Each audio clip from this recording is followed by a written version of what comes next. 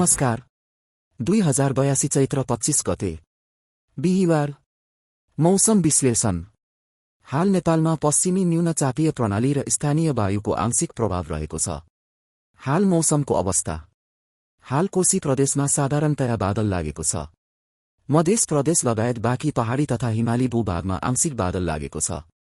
बाँकी तराई भूभागमा मौसम मुख्यतया सफा रहेको छ। कोशी प्रदेशका केही स्थानहरूमा तथा मधेसका थोरै स्थानहरूमा चट्याङसहित हल्कादेखि मध्यम वर्षा भइरहेको छ। आज 2082 चैत्र 26 गते बिहिबार। आज दिउँसो कोशी प्रदेश लगायत देशको पहाडी र हिमाली भूभागमा साधारणतया बादल लाग्ने तथा बाँकी भूभागमा आंशिक बादल लाग्नेछ।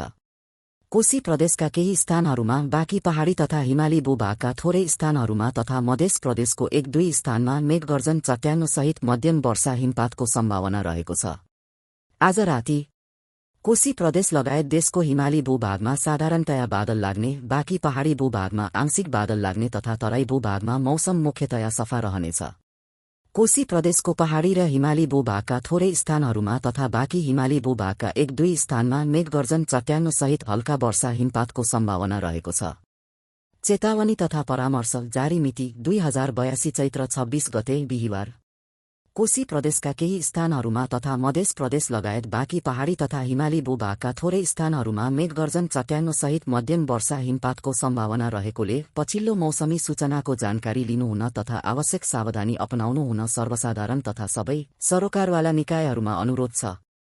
मौसम सम्बन्धी थप जानकारीको लागि सम्पर्क गर्नुहोस्।